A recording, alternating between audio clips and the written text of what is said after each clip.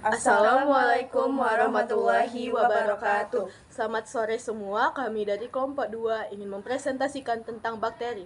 Tetapi sebelum masuk materi inti, izinkan kami memperkenalkan diri terlebih dahulu. Nama saya Risha Widayati. Nama saya Siva Salsabila Almansa. Nama saya Dora Kaho. Saya Fahira Ismail, absen 2. Demikianlah perkenalan diri dari kami. Sekarang langsung saja masuk ke materi inti. Materi pertama, ciri-ciri dan struktur bakteri akan dijelaskan oleh Alia Fahira.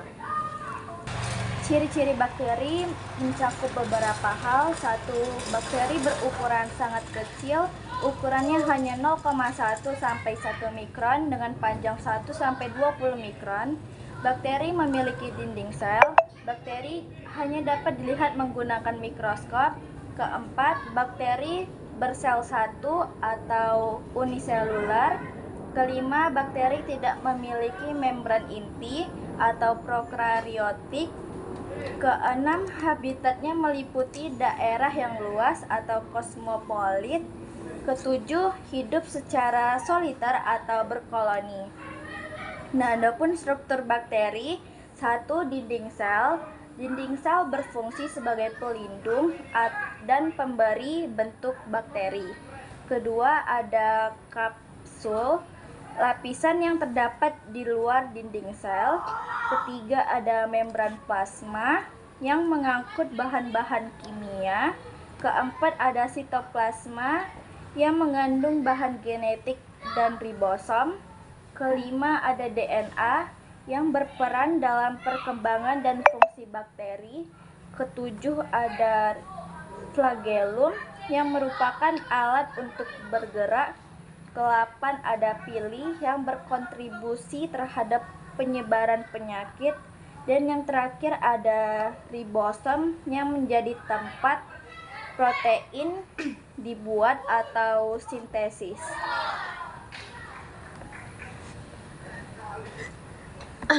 Materi selanjutnya akan dijelaskan oleh Dora Kaho tentang klasifikasi bakteri. Klasifikasi bakteri. 1. Cara mendapat makanan. Bakteri dibagi menjadi 2, yaitu autotrof dan heterotrof. Autotrof dapat membuat makanan sendiri, sedangkan heterotrof tidak dapat membuat makanan sendiri. Yang kedua, kebutuhan oksigen. Kebutuhan oksigen juga dibagi menjadi 2, yaitu aerob dan anaerob. Aerob dapat membutuhkan oksigen yang bebas dalam kehidupannya, tetapi anaerob tidak membutuhkan oksigen dalam kehidupannya. Yang ketiga yaitu bentuk. Terdapat menjadi bentuk stabil,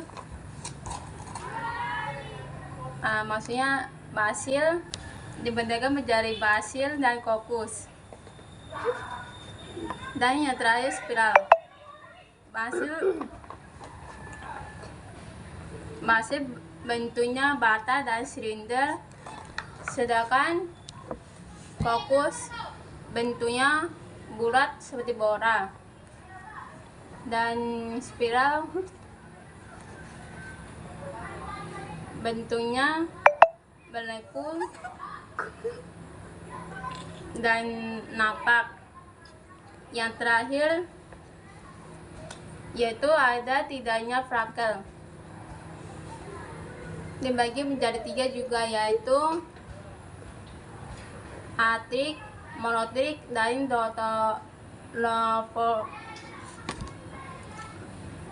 lofotri.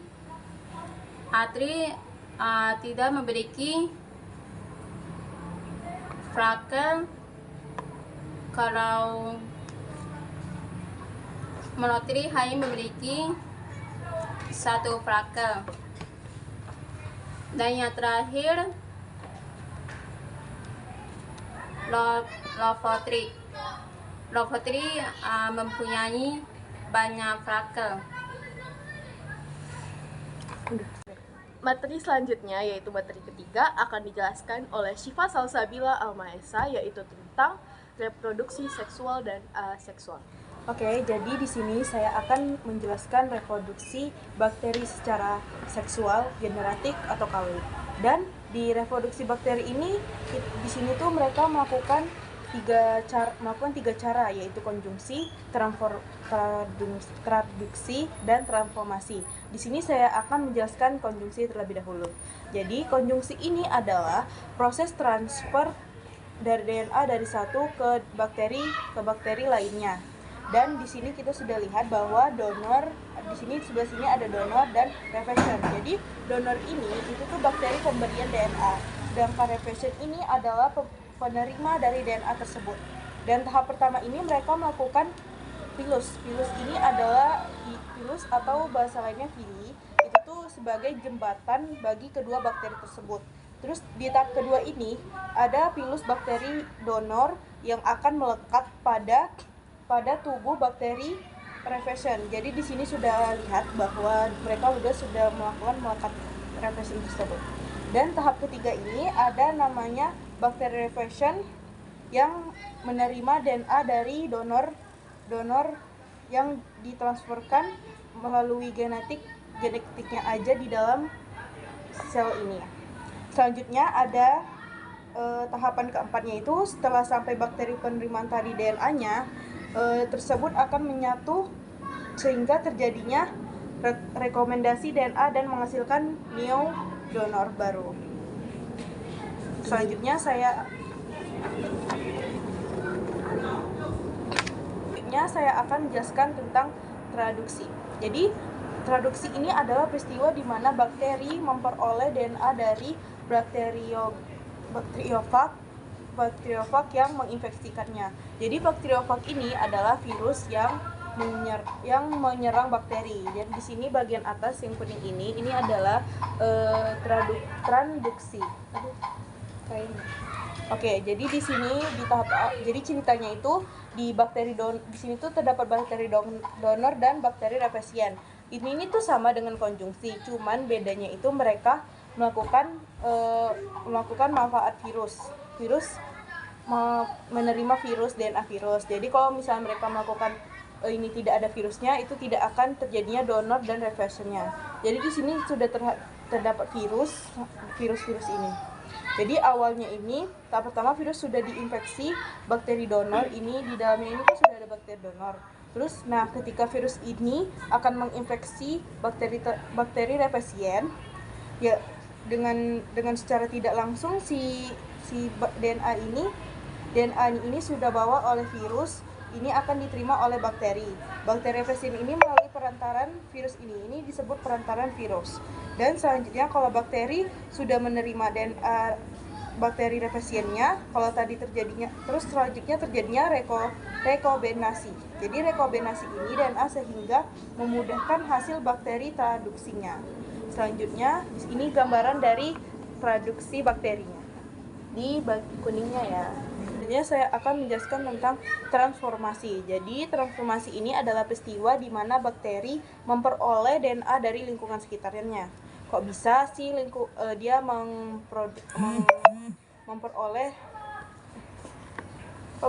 memperoleh DNA dari lingkungan sekitarnya?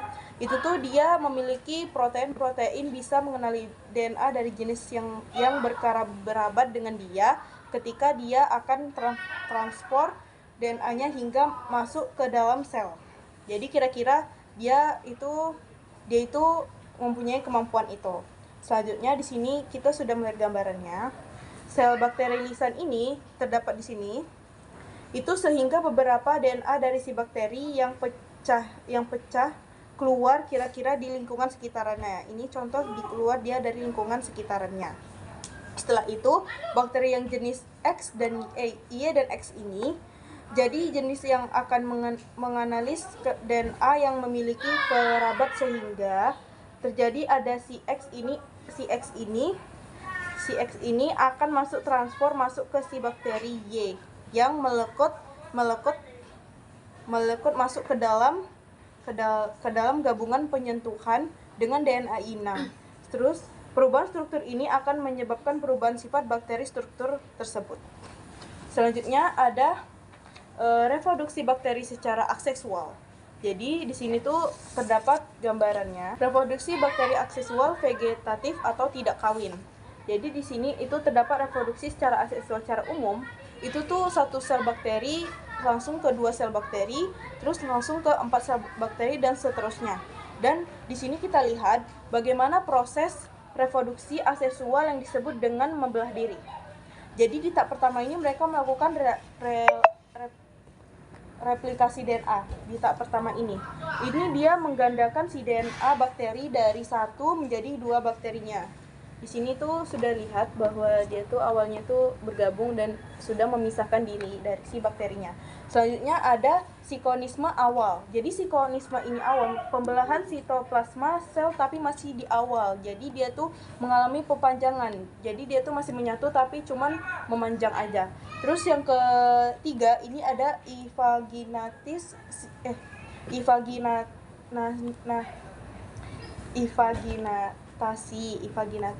ini terjadi pelekukan pada pemberat sel bakteri atau karena sel tersebut akan membelah. Dan yang keempat ini ada dinding sel anaka bakteri sudah jelas tapi belum terpisah. Di bagian 4 ini mereka tuh sudah memulai pisah tapi belum jelas. Terus yang kelima ini ada sikonisme akhir. Sikonisme akhir ini pembelahan sel ini kompleks kedua sel anaka bakteri sudah terpisah. Oke, segitu aja penjelasan dari reproduksi bakteri dari saya. Selanjutnya untuk materi keempat dijelaskan oleh saya sendiri, Risya Widayati. Jadi dari semua penjelasan mereka, kita tahu bahwa bakteri itu adalah makhluk yang ukurannya sangat kecil. Jadi di sini saya menjelaskan tentang bakteri yang bisa merugikan atau menguntungkan. Jadi bakteri itu sebenarnya makhluk kecil yang bisa bermanfaat bagi kehidupan manusia. Bukan hanya merugikan, tapi bakteri juga bisa menguntungkan. Yang pertama, merugikan. Jadi bakteri yang merugikan itu adalah bakteri yang bisa membuat orang tersebut mengalami hal-hal yang bisa merugikan dirinya sendiri. Contohnya di bakteri Salmonella. Jadi Salmonella itu adalah bakteri dari makanan mentah. Bakteri ini bisa membuat infeksi umum dan diare. Selain itu ada juga bakteri yang menguntungkan. Bakteri yang menguntungkan itu contohnya Lactobacillus. Jadi pernah gak sih kalian dengar Lactobacillus itu kayak bakteri yang bisa ngebantu kita buat pencernaan.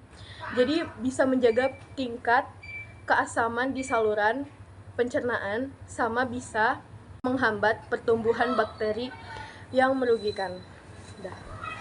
Sekian. Selanjutnya ada materi yang dijelaskan oleh Naila Aufa Masyurah. Tetapi karena ada ketidakhadiran dia saat ini dikarenakan tenggang waktu yang sangat singkat dan keadaan beliau yang sedang sakit, langsung saja ke materi Naila Aufa Masyurah.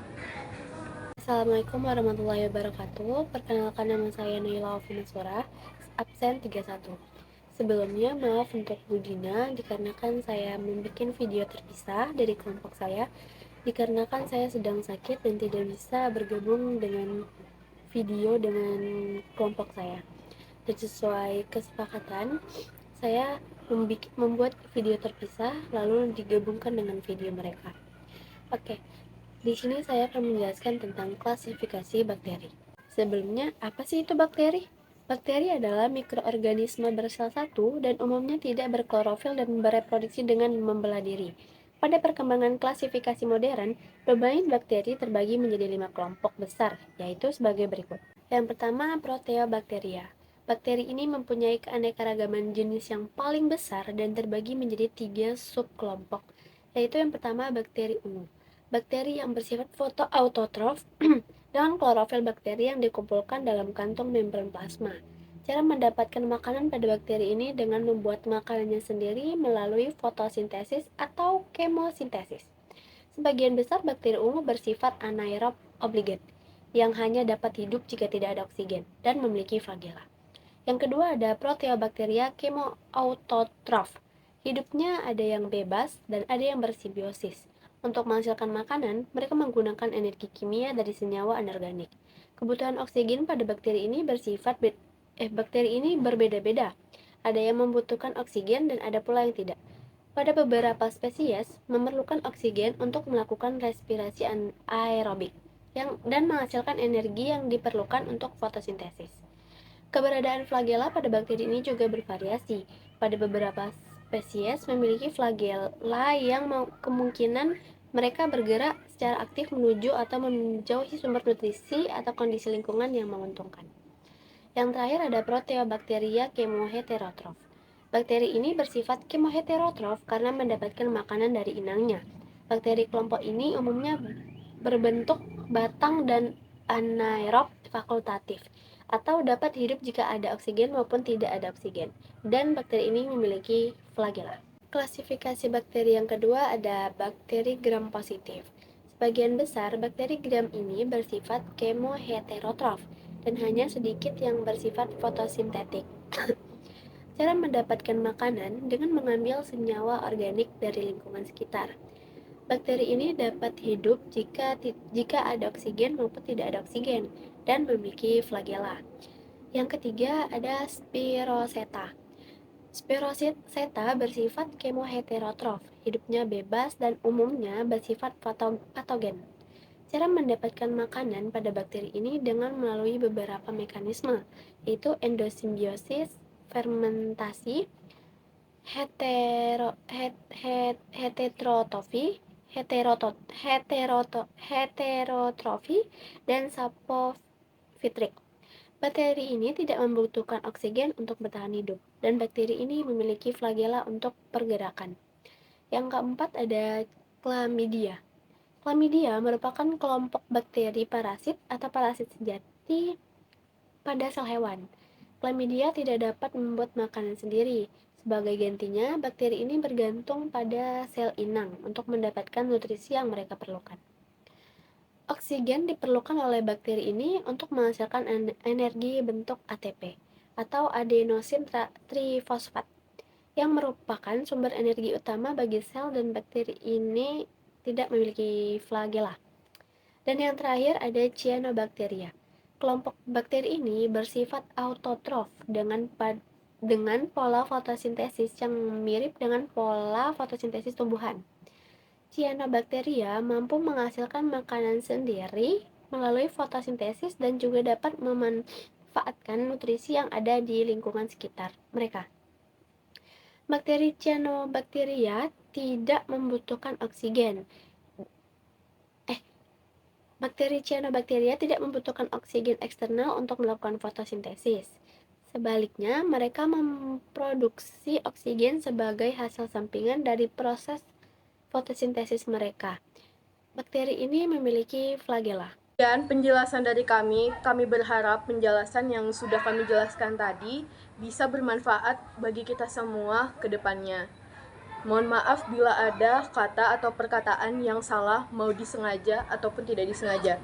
Saya akhiri dengan wabillahi taufik wal hidayah. Assalamualaikum warahmatullahi wabarakatuh. Sudah.